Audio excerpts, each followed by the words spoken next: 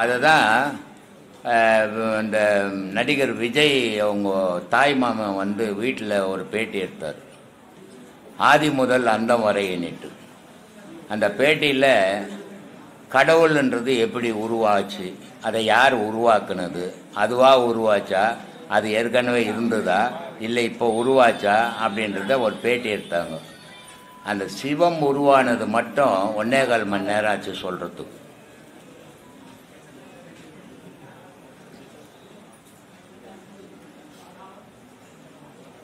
அந்த சிவம் உருவானது மட்டும் சொல்லவே 1.25 மணி நேரம் ஆச்சு. அதுக்கப்புறம் சக்தியை சொல்லணும், அதுக்கப்புறம் விஷ்ணுவை சொல்லணும், அதுக்கப்புறம் பஞ்சபூதத்தை சொல்லணும். இந்த பஞ்சபூதம் சேர்ந்து தான் நம்மளெல்லாம் உருவாக்குச்சு. நம்மளை கடவுளை எந்த கடவுளும் யாரையும் உருவாக்குறதே கிடையாது. கடவுளை யாரும் உருவாக்குறதே கிடையாது. எல்லாமே இயற்கை. இயற்கையிலேருந்து தான் வந்தோம், இயற்கையாகவே இறந்து போயிடுறோம். இங்கே வந்து கடவுள்ன்றது மனிதனுக்கு மட்டும்தான் உணர முடியும். இந்த மனிதன் மட்டும்தான் கடவுளை அடைய முடியும். ஏன்னா மனிதனுக்கு தான் 6 ஸ்தானங்கள் இருக்குது. மற்ற ஜீவராசிக்கு அந்த மாதிரி ஸ்தானம் கிடையாது. அதுக்கு உயிர் மட்டுங்கிறது மனம் இல்லை. அதனால் அதுக்கு ஊடு வாசல் பொண்டாட்டி புள்ளக்குட்டி பந்த பாசம் அதெல்லாம் இல்லாமல் வாழுது. மனிதனுக்கு மனம் இருக்கிறதால இந்த பாசத்திலெல்லாம் மாட்டிக்கின்னு பந்தத்தில் மாட்டிக்கின்னு அவன் கடவுளை வந்தவன் கடவுளை அடைய முடியாத அவதிப்படுறான். அதனால் கடவுள்ன்றது ஜாதிக்கு ஒரு கடவுள், மதத்துக்கு ஒரு கடவுள், தெருவுக்கு ஒரு கடவுள், ஊருக்கு ஒரு கடவுள் எல்லாம் கிடையாது. உலகத்துக்கு ஒரே கடவுள். அது பேரொளி, ஒளியும் ஓசையுமாகுது. அதுக்கு உருவமற்ற பொருள். அதுதான் கடவுள். அந்த உருவமற்ற உயிர் தான் உனக்கு இருக்குது. உன் உயிருக்கு ஏதாவது அடையாளங்குதா? உன் உடலுக்கு அடையாளங்குது, உயிருக்கு அடையாளங்குதா? யார் உயிருக்காவது அடையாளங்குதா? எடுத்து காட்ட முடியுமா? காட்ட முடியாது. அப்படிப்பட்ட பொருள் தான் ஆன்மாவுக்கு அடையாளங்குதா? என்ன ஒரு நண்பர் கேட்குறாரு, ஒரு சீடர். அவர் டெய்லி நான் வேலைக்கு போயிட்டு நைட் ஷிஃப்ட் வந்துச்சுன்னா டே ஷிஃப்ட் சும்மா இருப்பேன். அப்போ சும்மா இருக்கும்போது அவர் கடை வச்சுருந்தார். அவர் பேப்பர் கடை, வெத்தலைப்பாக்கு கடைலாம். அங்கே போய் உட்காருவேன். அவர் டெய்லி என்ன கேள்வி கேட்பார், பதில் சொல்லுவேன். திடீர்னு ஒரு நாள் போகும்போது அவர் கேட்குறாரு, விஞ்ஞானம் வந்து சொல்லுது மனுஷனுக்கு மூளை தான் எல்லாத்துக்கும் மூல காரணமாக இருக்குது, மூளையால் தான் உலகம் மனுஷனை இயங்குறான் அப்படின்னு சொல்லிட்டு. நான் எதிர்பார்க்கவே இல்லை அவர் இது மாதிரி கேட்பாருன்னுட்டு. அவர் திடீர்னு இந்த கேள்வி கேட்டார். சரி, அவர் கேட்டார், என்ன பண்ணுற பதில் சொல்லி தானே. நான் சொன்னேன், செத்தவனுக்கெல்லாம் மூளையப்பா எடுத்துட்டாங்க அப்படின்னு.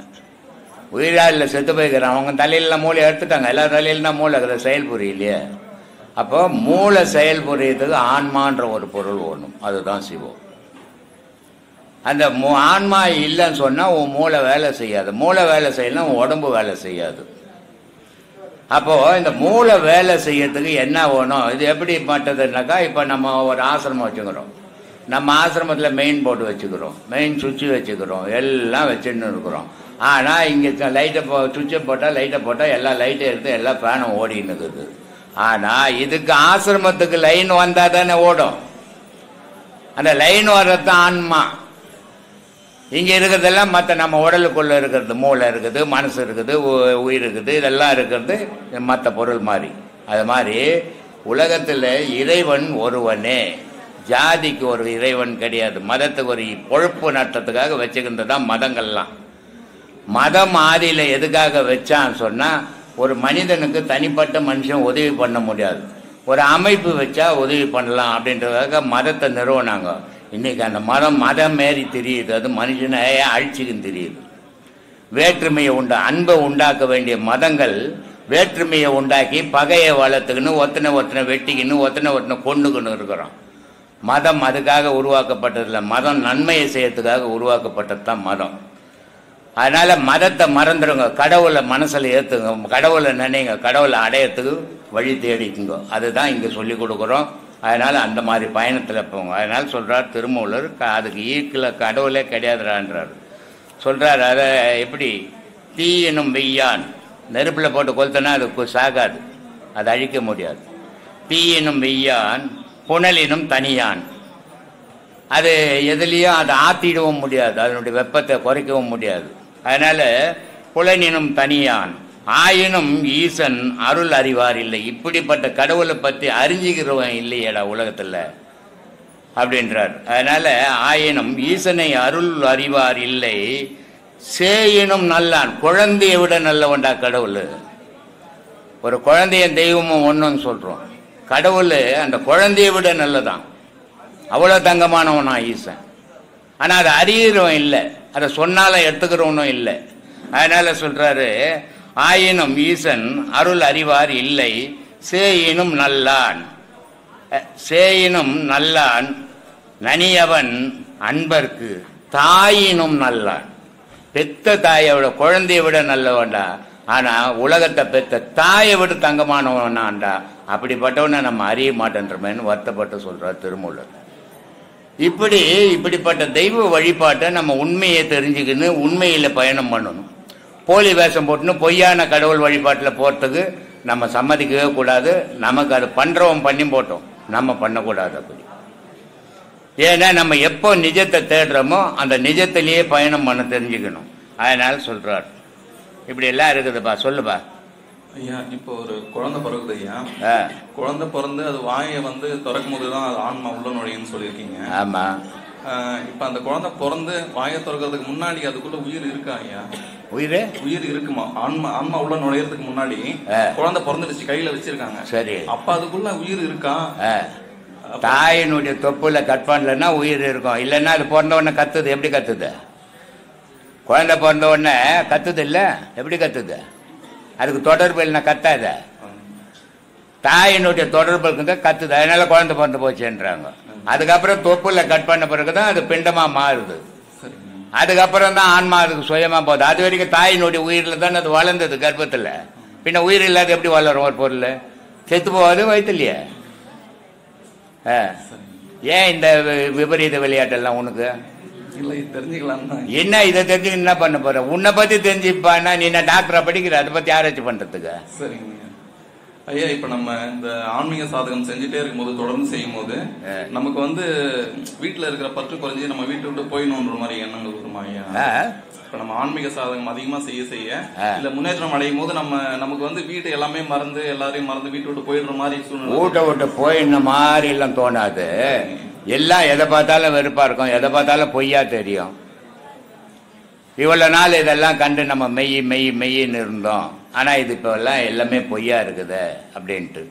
இப்போ ஒரு 2 மாசத்துக்கு முன்ன நார்வேலேருந்து ஒரு அம்மாவும், தர்ஷினின்னு ஒரு அம்மாவும், டென்மார்க்லேருந்து சாந்தின்னு ஒரு அம்மாவும் இங்கே உபதேசம் வாங்கினாங்க. இப்போ அங்கே கும்பாபிஷேகத்துக்கெல்லாம் இங்கே தான் இருந்தாங்க. அதே மாதிரி கனடாவிலேருந்து சிவானிட்டு ஒருத்தர் இருந்தார். அந்த அம்மாவுக்கு 4 உபதேசம் தான் கொடுத்தோம். 10வது வாசல் திறந்துச்சு அந்த அம்மாவுக்கு. அந்த மாதிரி என்ன சொல்கிறாங்க, எல்லாமே பொய்யா இருக்குது சாமி, வீடு இல்லை, வாசல் இல்லை, எல்லாமே ஒளியாக இருக்குதுன்னாங்க. ஏன்னா இந்த பொய்யான உடல் இருக்கிற வரைக்கும் பொய்யான தோற்றங்கள்லாம் தெரியும். இந்த பொய்யான உடலை மறந்து உயிர் பார்க்கும்போது எல்லாம் பொய், கடவுள் மட்டும்தான் மெய், நம்ம மட்டும்தான் மெய்ன்றது தெரியும். அப்படி தெரியும் போது மற்றதெல்லாம் வெறுப்பு வரும். அதனால தான் சித்தர்கள் சொன்னான், இந்த உடலை நம்ம என்ன பண்ணுறோம், மெய்யின்னு சொல்கிறோம். ஆனால் அவன் சித்தர் என்ன சொல்கிறான், இதை பொய்யிடான்றான். இந்த மெய்யின்ற உடல் இல்லைன்னா நமக்கு அடையாளம் கிடையாது. ஆனால் அவன் என்ன சொல்கிறான், இந்த உடலை மறந்து ஒரு உயிரோட போகும்போது உடல் பொய்யா போகுது. அதனால காயமே இது பொய்யடா, சிவ காற்றடித்த பையடா, மாயனாராம் குயவன் செய்த மண்ணு பாண்டம் ஓடடா, வெளுத்த நரம்பையும் உளுத்த சதியும் இழுத்து கட்டிய கூடடா, வெந்த சோத்தையும் நொந்த காய்கறி போட்டடைத்த பையடா, காயமே இது பொய்யடான்னா. இந்த வெந்த சோத்தையும் நொந்த காய்கறியும் போடலைன்னு சொன்னால் உயிர்னு ஒன்று இருக்காது. ஏன்னா சுவாசம் வராது, செத்து போயிடும். இங்கே கடவுளுக்கே வேலை எல்லாம் போயிடும். எந்த கடவுளாலேயும் இந்த சோறுன்றது ஒன்று இல்லை, ஆகாரன்றது ஒன்று இல்லைன்னா யாரையும் காப்பாற்ற முடியாது. எந்த உலகத்தில் இருக்கிற கடவுளை அத்தனை பேர் சேர்ந்தா கூட காப்பாற்ற முடியாது. அப்போ மனிதனை காப்பாற்றின்னு இருக்கிறது உணவு. மனிதனை மட்டும் இல்லை, உயிரினங்கள் உலகத்தில் அத்தனையும் காப்பாற்றுறது. புல்லு பூண்டு கூட மழைன்ற நீர் இல்லைன்னா வராது. காட்டில் ஒரு மிருகம் இல்லைன்னா, உணவு இல்லைன்னா ஒரு ஜீவராசி கூட காட்டில் இருக்காது. மனிதனுக்கு உணவு இல்லைன்னா மனுஷன்ற உணவு ஒருத்தர் இருக்க மாட்டான். கடவுள் எல்லாம் அப்புறம்தான். ஆதியில் கடவுளாக இருந்தான், இயற்கையை வழிபட்டான், சுழுபிட்சமா இருந்தான், கவலை இல்லாத இருந்தான். ஆனால் இன்னைக்கு அவனுக்கு ஒரு கடவுளை தயார் பண்ணின்னு கும்பிட்டுன்னுக்குறான். அதனால வேற்றுமையை உண்டாக்கி, பகையை உண்டாக்கி, ஒத்தனை அழிச்சு ஒரு நாட்டை ஒரு நாடு அழிக்கலான்ட்டு திட்டம் போடுறான். அப்போ வேற்றுமை வரக்கூடாதுன்னா சமமான மனநோக்கத்தோட போகணும்.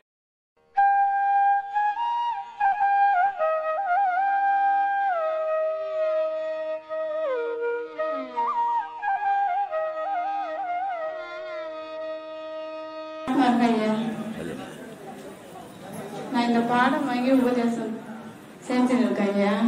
இப்போ குழந்தைக்கு உடம்பு சரியில்லைன்ட்டு ஹாஸ்பிட்டலுக்கு கூப்பிட்டு போய் 14 நாள் ஹாஸ்பிட்டலில் இருந்தேன் ஐயா. நான் வெளியே வந்து ஜூஸ் வாங்கினு சொல்லி குழந்தை சொன்னாங்க. நான் வெளியே வந்து ஜூஸ் வாங்கிட்டு போனேன். ஆனால் இன்னைக்கு நான் உயிரோடு இருக்கேன்னா அதுக்கு காரணம் நீங்கள் தான் சாமி.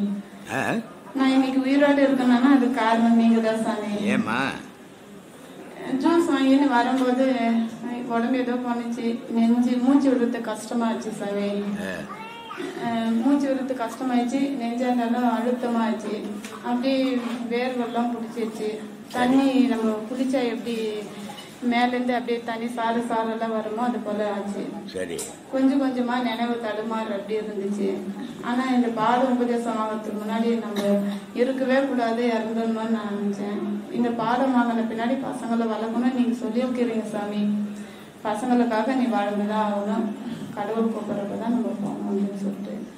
ஆனா அந்த நேரத்துல வந்து வாழணும்ன்ற இது மூச்சையே விடுறது கஷ்டம் ஆயிடுச்சு, ஒரு மாதிரி ஆயிடுச்சு சாமி. அவன் நினைவு தகுதினே வருது, எனக்கு தெரியுது அது. அந்த கடைசி நொடியில நான் நினைக்கிறேன் சாமி, அப்பா என் பசங்களுக்கு யாரும் இல்லைப்பா, நான் உயிரோடு இருந்தாதான் என் பசங்களுக்கு அப்படின்ட்டு நினைக்கிறேன். அந்த ரோட்ல ஃபிளாட் பார்க்ல விழுந்துட்டேன் சாமி. அப்புறமா அதுக்கு மேல யாரு என்ன எடுத்துமே ஹாஸ்பிட்டல்ல சேர்த்தாங்க அதெல்லாம் எனக்கு தெரியாது சாமி. எமர்ஜென்சில 1.5 மணி நேரம் பொறுத்து எனக்கு நினைவு வந்துச்சு. அப்புறமா ஹாஸ்பிட்டல்ல இருக்க டாக்டருங்கெல்லாம் கேட்டாங்க, வீட்டுக்கு தகவல் கொடுக்கணும், வீட்டுக்கு சொல்லணும், நீங்க போன் நம்பர் கொடுமா அப்படின்னாங்க. யாருக்கு? வீட்டுல இருக்கிறவங்களும் வர வைக்கிறதுக்காக. நான் எமர்ஜென்சில என்ன இருந்தேன் சாமி. 1.5 மணி நேரம் பொறுத்து எனக்கு நினைவு. ஏன் வீட்டுல இருக்கிறவங்களுக்கு வரணும், நீ ஹாஸ்பிட்டல், நான் எமர்ஜென்சில இருந்தேன் சாமி. இல்லம்மா, பையனுக்கு தானே பாக்குற? பையனுக்காக தான் போனேன் சாமி. அங்க 14 நாள் இருந்தேன். அவன் ஜூஸ் வேணும்ட்டு வெளியே வந்தான். அவன் வெளியே வரும்போது இது போல உடம்பாயி நான் பிளாட்பாரத்துல விழுந்துட்டேன் சாமி. அப்புறமா யாருன்னு தெரியல, என் ஆம்புலன்ஸ்ல எடுத்துன்னு போய் எமர்ஜென்சில சேர்த்துருக்காங்க சாமி. யாரோ ஒருத்தர் உதவட்டும்.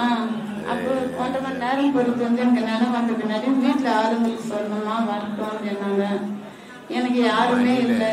மனிதன் வந்துமா, மனித வாழ்வு தான் கொஞ்ச நேரத்துக்கு முன்னோட சொன்னேன். தனக்காக வாழறது மட்டும் வாழ்க்கை இல்லை, பிறருக்காகவும் வாழணும், உலகத்துக்காகவும் வாழணும், அதான் வாழ்க்கை. இப்போது நம்ம பிள்ளைங்க நம்ம பெற்றுட்டோம், அதுங்களுக்கு என்ன தேவையோ அதை நம்ம செய்ய வேண்டியது நம்ம கடமை இல்லையா? அது அப்போது நமக்கு 1000 கஷ்டங்கள். ஆனால் நம்ம என்ன நினைக்கிறோன்னா, இது ஏன் எனக்கு மட்டும் இந்த கஷ்டம் அப்படின்னு நம்ம நினைக்கிறோம். ஆனால் இது நமக்கு மட்டும் வந்ததில்லை, உலகத்தில் பல 1000 பேருக்கு அதை இதை விட கொடூரமான கஷ்டம் இருக்குது. ஆனால் நம்மளால் தாங்க முடியாத போது நம்ம நினைக்கிறோம், எனக்கு மட்டும் கடவுள் ஏன் இப்படி கஷ்டத்தை கொடுத்தாங்க. கடவுள் கஷ்டத்தை யாருக்குமே கொடுக்கறது இல்லைம்மா. கடவுள் யாருக்குமே இன்பத்தையும் கொடுக்கறதில்லை.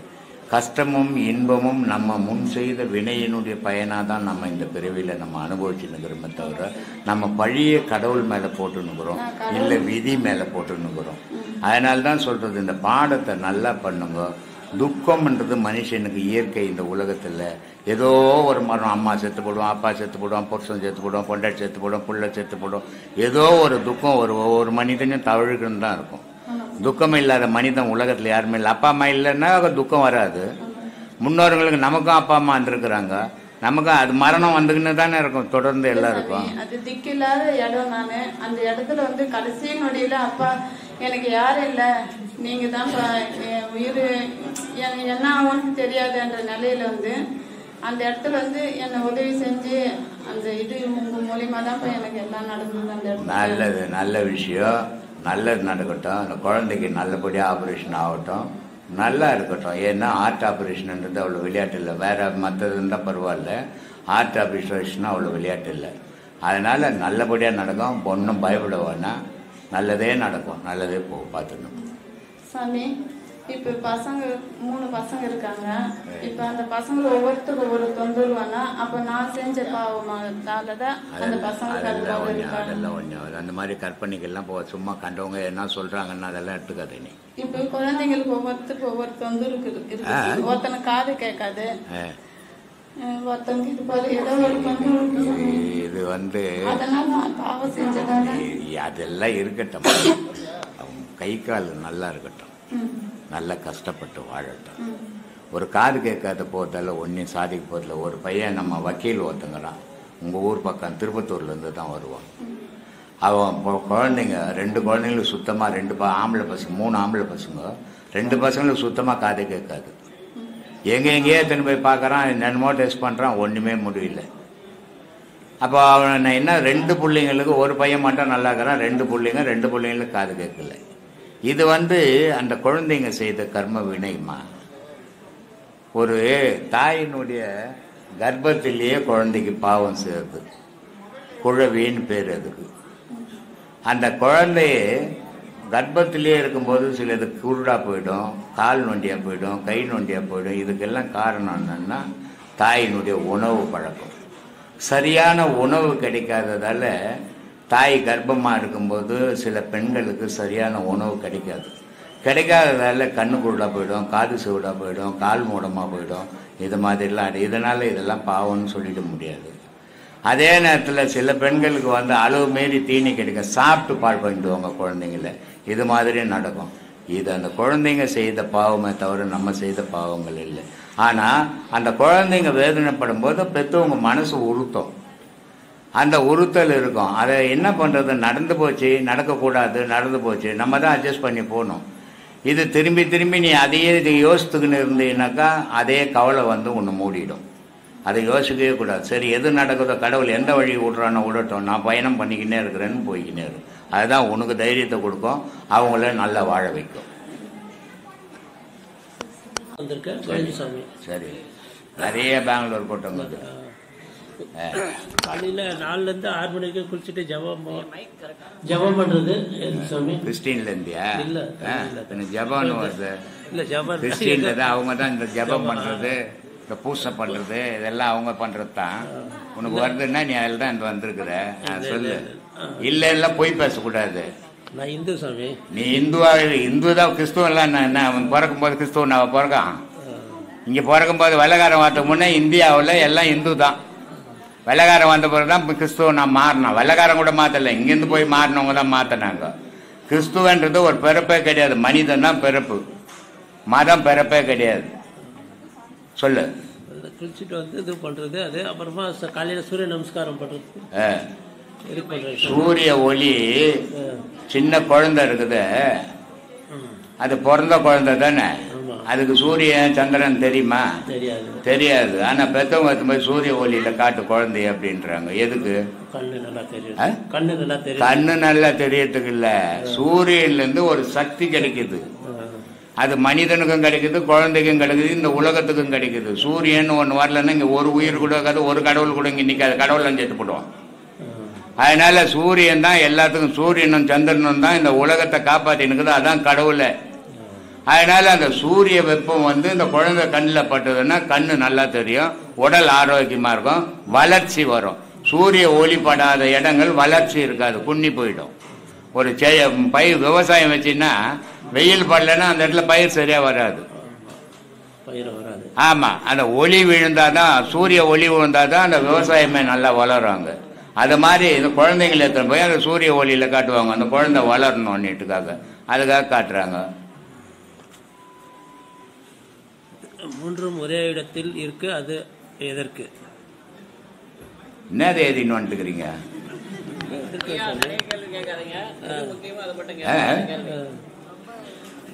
இதுக்கு சக்தி புத்தி கடவுள்னு சொல்றாங்க. சக்தி புத்தி கடவுள்னு சொல்றாங்க. யார் சொன்னது? யார் சொன்னது? சக்தி முத்தி கடவுளா அப்படின்னு யார் சொல்லிக்கிறது? புக்ல சிவவாக்கியர் புக்ல இருந்தது. சிவவாக்கியர் சொல்லி இல்லையே, எங்கேயுமே அப்படி சொல்ல இல்லையா? 9 நவகிரகம் இருக்கு இல்லையா திருப்பதி தமிழ்நாட்டில், அங்கே போகும்போது அவங்க புக்கில் வாங்கிட்டு வரும்போது அந்த புக்கில் இருந்தது. அது சிவவாக்கியர் புக் இருக்காது, வேற என்ன வாக்கியர் புக்காக இருக்கும். சிவவாக்கியர்லாம் எல்லாம் சொல்ல மாட்டாரு. ஆசை பற்று பண்பு அருள். ஆசை பற்று பண்பு அருள். பண்பு எல்லாம் இங்க நம்ம சொல்லிக்கிறது, அது பழக்கத்தில் வர்றது. ஆனா ஆசை பாசம் அது இயற்கை, அது உடலோட வந்தது. அதனால அது அதுக்கு இதுக்கு என்ன இருக்குது, ஆன்மீகத்துக்கு என்ன இருக்குது? அதுக்கு இது இல்லைங்களா? தப்பா இருந்தா மன்னிச்சிடுங்க. போட்டோ எடுத்து வச்சுங்க. 1000 முறை தொழுவார் மறுபிறவி. 1000 முறை தொழுவார் மறுபிறவி அப்படின்னா அந்த புக்ல இருந்தது. ஏதோ ஒன்று எவனோ ஏது எழுதிக்கிங்க, அது உதவாருக்கு கீச்சு போட்டு போ. 1000 முறை சொன்னா மறுபிறவின்னா அப்புறம் இல்ல சொல்லலைன்னா மறுபிறவி இல்லையா? எப்படி அது? ஏதாவது ஒரு பொருள் இல்லையே அதுல. இறைவனை உணர்வது எப்படி? ஈசனோட 4 ஞானிகள் வந்தாங்க இந்த உலகத்துக்கு. ஈசன் கிட்ட உபதேசம் வாங்கி அந்த 4 ஞானியால தான் இன்னைக்கு உலகம் ஃபுல்லா இந்த ராஜயோகம் மற்ற எல்லா யோகங்களும் இன்னைக்கு உலகத்தில் இருக்கிறதுக்கு காரணம் அந்த 4 ஞானியால தான். அந்த 4 ஞானி இந்த உலகத்தில் ஒவ்வொருத்தரும் ஒவ்வொரு பகுதியில் இருந்து அதை சொல்லிக் கொடுக்கும்போது தான் இன்னைக்கு அது உலகம் ஃபுல்லாக பரவிச்சு. அந்த 4 ஞானி யாருன்னு திருமூலர் சொல்றாரு. நந்தி அருள் பெற்ற நாதரை நாடினேன். நந்திகள் 4 சிவயோக மாமுனி 1. நந்திகள் 4 சிவயோக மாமுனி மற்றும் தொழ பதஞ்சலி, வேகப்பாரன், திருமூலன். இந்த 4 பேர் ஈசன்கிட்டவே உபதேசங்கள் வாங்கி இந்த உலக மக்களுக்கு சொல்றதுக்கு வந்தாங்க. அதில் 2 பேர் சிவமாமுனியும் பதஞ்சலியும் வடநாட்டுக்கு போயிட்டாங்க. இவர் திருமூலரும் இவங்க இந்த பக்கம் தென்னாட்டில் இங்கே சொல்லி கொடுத்து இன்னைக்கு இந்த கலை இவ்வளோ வளர்ந்துருக்குது. இதை வளர்க்கறதுக்கு அவங்க எவ்வளோ பாடுபட்டிருக்கணும். இப்போவே நம்ம இவ்வளோ வசதிகள் இருக்கிற காலத்துல எவ்வளோ கஷ்டப்படுறோம்.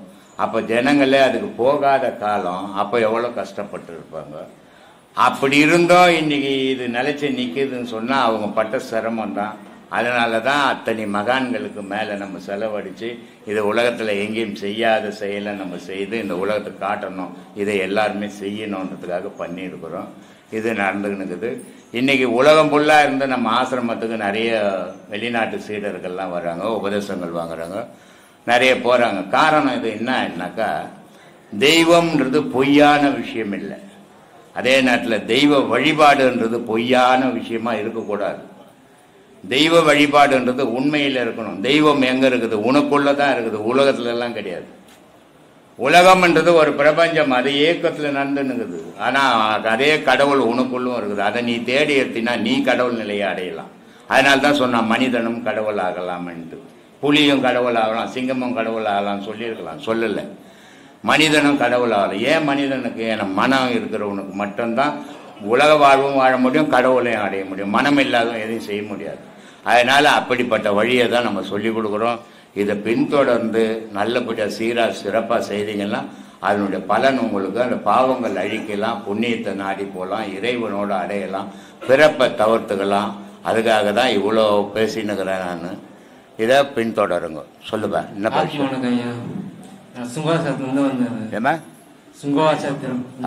சொல்லு. ஒரு 1000 மைல் இருக்கும் பொழுதுதா சொல்லு. அதான் சுங்காஞ்சாத்திரம் ஒரு 1000 கிலோமீட்டர் இருக்கும். அவ்வளோ நாள் ட்ரை பண்ணி அவ்வளோ நாள் ட்ரை பண்ண மலேசியாவிலேருந்து நினச்சிங்கன்னா வந்துடுறாங்க. சுங்காஞ்சாத்திலேருந்து வந்து பெருசாக சொல்கிறேன். சொல்லு நடந்து போகிற இடத்துக்கு சித்தர் பாடல் சொல்லுப்பா. கோவானூர் பொட்டிலே குண்டுமணியின் சன்னதியிலே சவா மூலி முளைத்திருக்கு, அதை சார்ந்து பாரடி. யார் பாட்டது? அகஸ்தியர். என்ன சொல்றாரு? அதைத்தான் எனக்கு தெரியல. அதை பத்தி தெரியாது உனக்கு. எதுக்கு அது? அதை பத்தி ரொம்ப நாளா அந்த பாட்டு ரொம்ப நாளா. அதான் அதுக்காக தான் ஆசிரமத்துக்கு வந்தியா? இல்லையா? சித்தர்கள் பத்தி அது கொஞ்சம் அப்படியே தேடி எல்லாம் உனக்குள்ளவே இருக்குது. அதை தேடுறா முதல்லன்றாரு. என்ன சொல்ற? முதலடி சொல்லு. கோவானூர் பொட்டலிலே குண்டு. என்ன சொல்றாரு? கோவானூர் பொட்டலிலே குண்டுமணி அம்மன். அது எங்க இருக்குது? அதுன்னு தெரியாது, ஒன்னும் தெரியாது. ஏதோ எவனா பாட்டு ஒன் பேப்பர்ல கச்சிருந்தா காகிதத்துல அது பொறுக்கி வச்சு ஜோட்ல போட்டுன்னு தெரியுதா? பொட்டுன்றது பூர்வ மையத்தை சொல்றாரு. அங்கதான்டா குண்டுமணி இருக்குது, அங்க அம்பாள் உட்காந்து பாடுறான்றாரு. சாவாமொழி முளைத்திருக்கு, அதை சார்ந்து பாரடி. ஆமா, அதை அங்க பாரு. ஊரெல்லாம் பார்க்காத. ஊரெல்லாம் பார்த்தீங்கன்னா உன் பொழப்பு கெட்டு போடும். அங்க பாத்தீங்கன்னா நீ போச்சுப்பேன்னாரு. அதனால் அங்கே பார்க்கறது தான் கஷ்டம். அங்கே பார்க்கறதுக்கு தான் இங்கே சொல்லி கொடுத்துன்னுக்குறாங்க. பாரு போ. சித்திரங்கள்லாம் எல்லாரும் பறவையா எல்லாம் சொல்லிட்டு வர்றது முப்புன்னு சொல்லி வராங்களே. முப்புன்னா வயசாச்சுன்னு அர்த்தம், போகிற துபாய்க்குன்னு அர்த்தம். ஆமாப்பா, பிணின்னா நோய், முப்புன்னா வயசாயிடுச்சுன்னு அர்த்தம். முப்பு வந்துடுச்சுனாக்கா துபாய்க்கு போக போகிறோம்னு அர்த்தம். இப்போ எனக்கு முப்பு வந்துடுச்சு, 3 மாதம் வந்து ஆஸ்பத்திரியில் இருந்துட்டார்ல, அந்த மாதிரி அதை சொல்கிறது. முப்புன்னா வயசாயிடுச்சு, ஒரு துபாய் போக போகிறாருன்னு அர்த்தம். இறைவன் ஒருவன் தான்ட்டு போகணும். உன் கடவுள் வேற, என் கடவுள் வேற, உன் தெய்வம் வேற, என் தெய்வம் வேற, உன் மொழி வேற, என் மொழி வேற.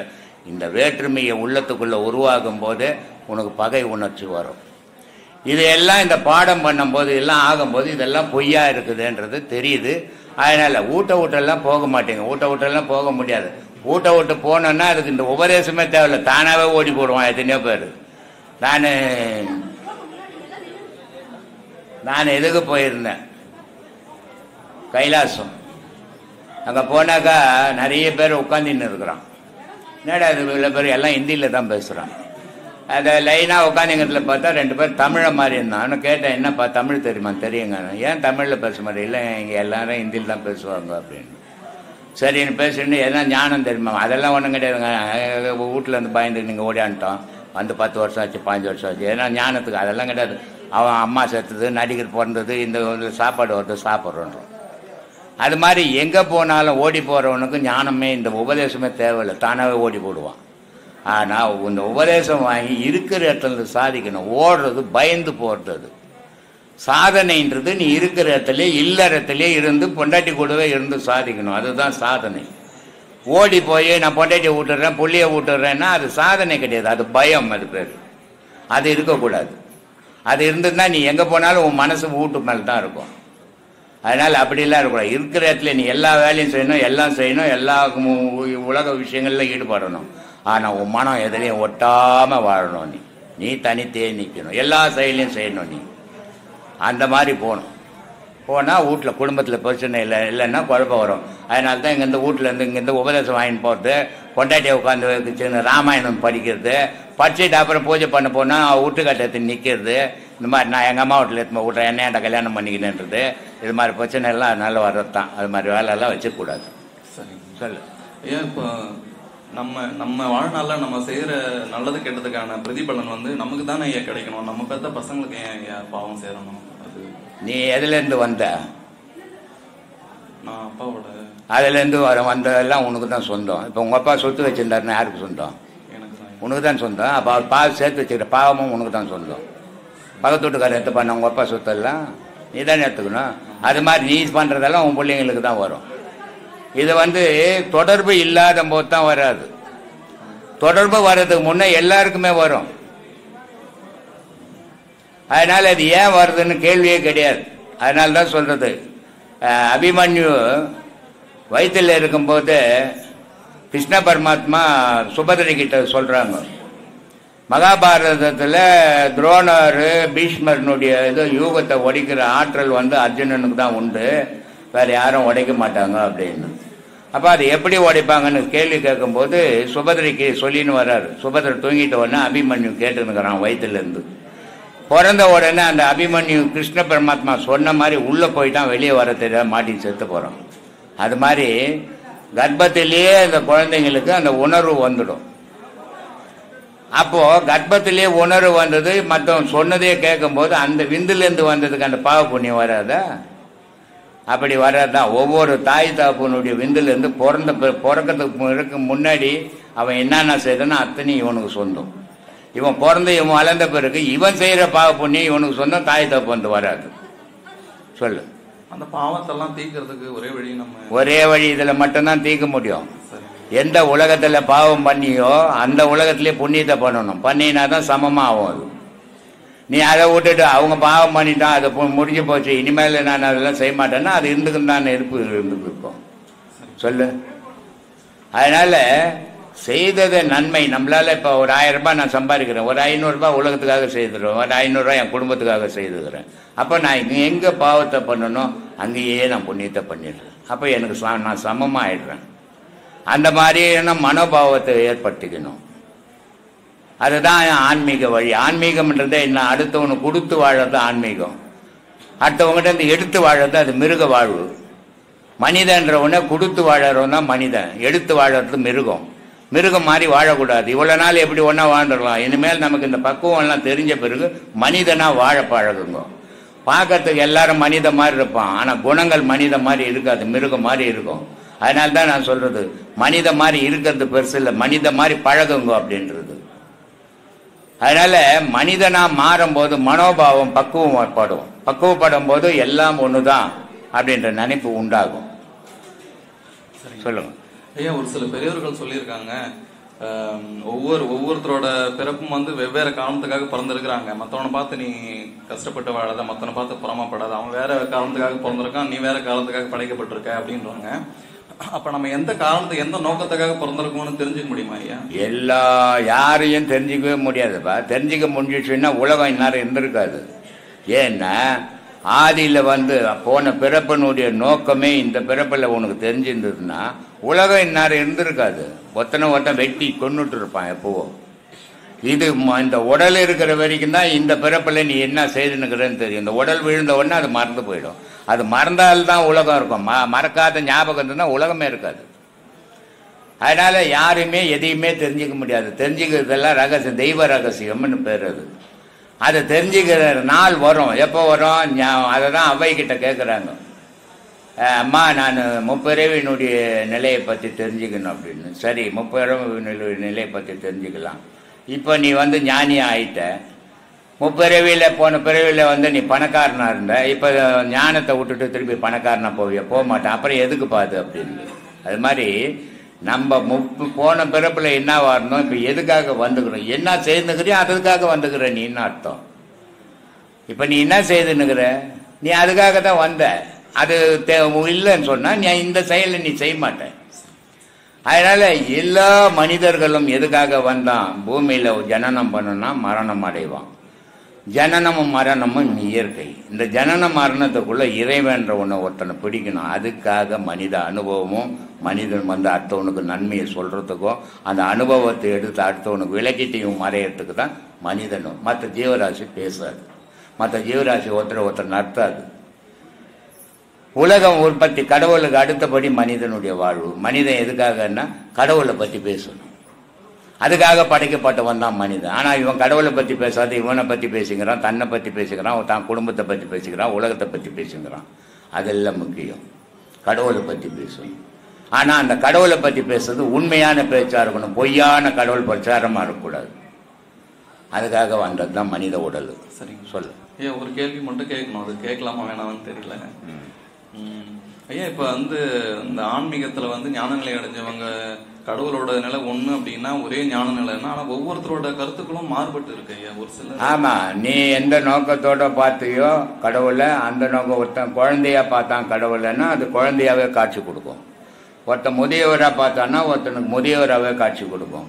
எவன் ஒருவன் எதை நினைக்கின்றானோ அவன் ஒருவன் அதுவாக ஆகின்றான். கடவுள் அப்படிதான். எந்த ஞானி எதுவா நினைச்சாரோ கடவுள் அதுவாகவே காட்சி கொடுப்பாரு. அதனால அதுக்கு ஏற்ற மாதிரி சொல்ல, ஒருத்தர் கண்ணன் வரும், ஒருத்தர் முருகன் வரும், ஒருத்தர் சிவன் வரும், ஒருத்தர் அம்பாள்னு வரும். ஆனால் எல்லா பொருளும் ஒரு பொருள் தான். அது இவனுடைய நினைப்புக்கு ஏற்ற மாதிரி. இப்போ நீ உன் வீட்டில் 4 குழந்தை பிறந்துக்கு 4 குழந்தைக்கு ஒரே பேர் வைப்பியா, வேறு வேறு பேர் வச்சுப்பில்ல, அது மாதிரி தான் கடவுள் கொடுப்போம். அது ஆகிப்போச்சு. சொல்லு. ரொம்ப நன்றி.